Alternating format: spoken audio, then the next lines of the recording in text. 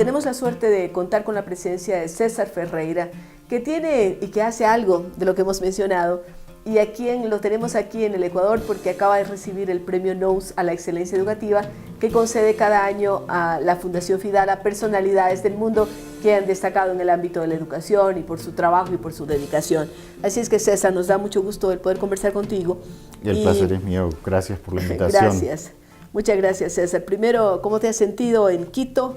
Y cómo ha sido el hecho de saber que has sido homenajeado y reconocido en este país. Bueno, es un reconocimiento que recibo con mucha alegría, Rosalía, porque desde luego el Ecuador es un país al que vengo con frecuencia y al que quiero mucho.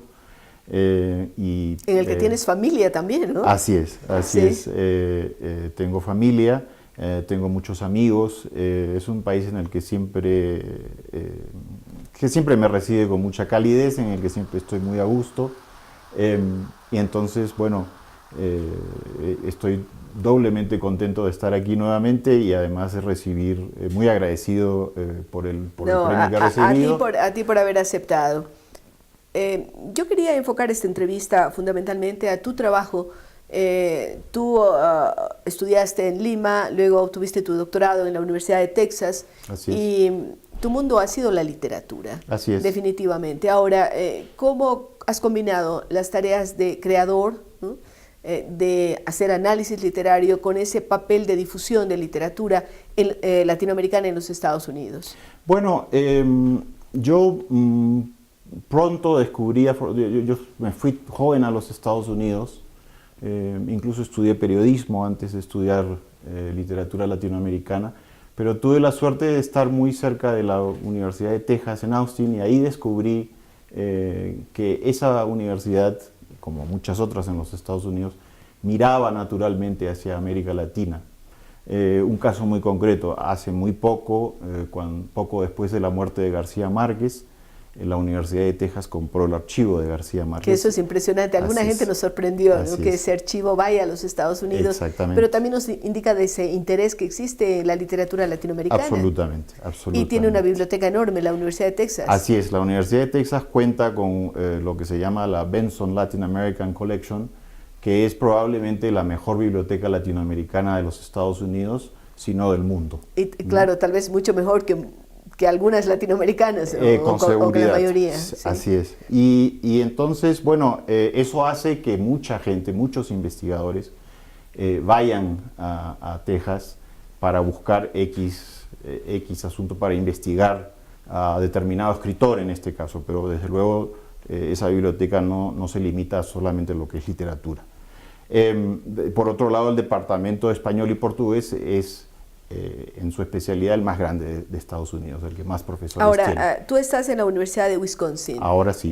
Con una realidad diferente a la de la Universidad de Texas. Sí. Pero al mismo tiempo trabajando ya en tu área como profesor de español, de literatura española, y encargado de muchas áreas que tienen que ver con esa promoción. ¿Cuál es tu día a día de tu trabajo en estas áreas tan significativas? Es un trabajo muy variado, pero digamos centrado en lo que supone siempre difundir la literatura latinoamericana y la cultura latinoamericana en general. Dicto cursos de maestría en español, tengo a mi cargo las becas para atraer estudiantes de maestría y entonces una de las cosas que hago generalmente es... ¿Visitas los países también? Todo el tiempo, sí, viajo mucho y entonces hemos logrado en pocos años armar un programa donde hay estudiantes españoles, hay estudiantes latinoamericanos, hay estudiantes norteamericanos e incluso de otras partes del mundo, ¿no? Y ese fue una experiencia que yo viví como estudiante en la Universidad de Texas, porque hay cosas que uno aprende en el salón de clase naturalmente, pero hay otras que se aprenden conversando con los amigos y con los compañeros, ¿no? Ese fue mi caso en Texas y en la medida de lo posible he tratado de reproducir ese en la espacio universidad, en la universidad en la que de estás Wisconsin. trabajando. Por otro lado, hay que decir que el español es una lengua en expansión Muy grande, ¿no? Así es. Es una de las grandes, importantes lenguas en el mundo. Y en Estados Unidos ni se diga. En Estados Unidos tiene algo más de 300 millones de habitantes y hay 50 millones de hispanohablantes. Eso es muchísimo, como tú te imaginas, es más que la población de muchas naciones latinoamericanas. Y eso no se va a detener, ¿no?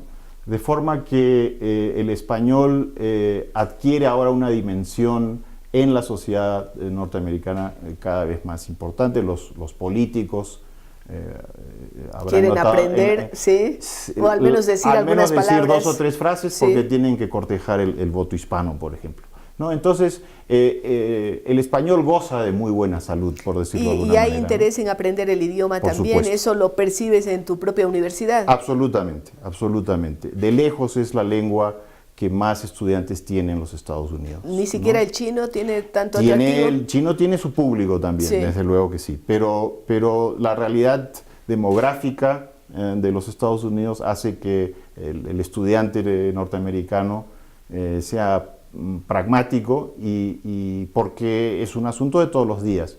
Yo vivo en un estado que está muy cerca de Chicago, ¿no? En Chicago hay, por ejemplo, un consulado general de México, pero y estamos a una hora de Milwaukee, la ciudad en la que vivo, está a una hora al norte de Chicago.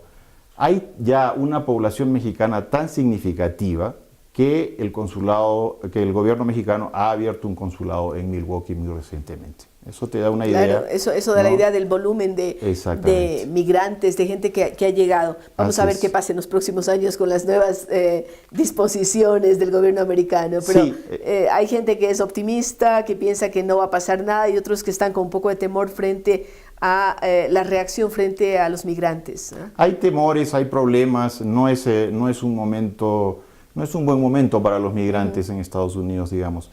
Pero la realidad es la que es, y yo no tengo ninguna duda en decir que el español va a seguir creciendo, porque la población hispanohablante también va a seguir creciendo. Y el español es puerta de entrada a la cultura. Absolutamente. Porque quien aprende español quiere leer, quiere seguir aprendiendo, así como la gastronomía también es una puerta de entrada, ¿no? Por supuesto. Como el hacer amigos. ¿Cómo el aprendizaje de un idioma posibilita el mejor entender una cultura? Así es muy simple ese principio, ¿no? Si yo aprendo una lengua es porque quiero, a través de esa lengua voy a poder descubrir otro mundo, otra manera de vivir, y eso es lo que ocurre con muchos estudiantes míos.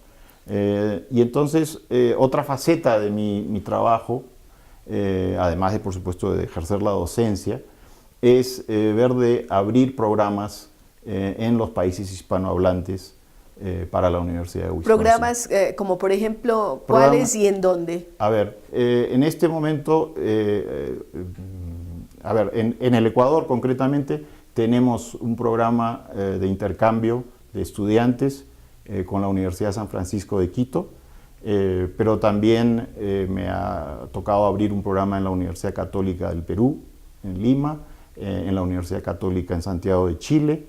En México tenemos una cantidad de programas también. En España también. En España, sí, hace poco firmamos un convenio con la Universidad de Alcalá de Henares, en Madrid, cerca de Madrid. En Barcelona tenemos otro programa y en Sevilla un tercer programa. Y luego de esta visita a Quito he conocido a un profesor valenciano y creo que vamos a explorar posibilidades de enviar estudiantes a Valencia. Qué bien, ese network también sigue creciendo. Sí.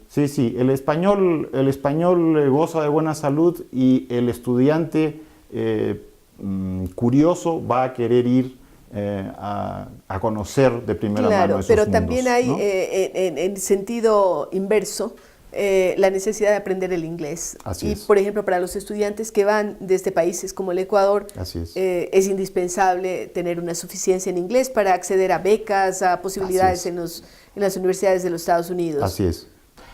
Sí, eso es parte del intercambio cultural que promueve mi universidad y muchas otras. Y entonces existe en mi universidad una serie existe lo que se llama English as a Second Language, que es un programa para enseñarle inglés al estudiante extranjero. Y son programas de inmersión total en la cultura inglesa y en la lengua inglesa. Así es. ¿Cuánto tiempo duran estos programas? Depende de la necesidad del estudiante. Puede ser un año, puede ser un semestre, pueden ser hasta 2 años incluso, pero con la idea de después seguir estudios en la universidad, ¿no? Vamos a continuar hablando con César Ferreira sobre estos temas y otros que tienen que ver con su trabajo como escritor.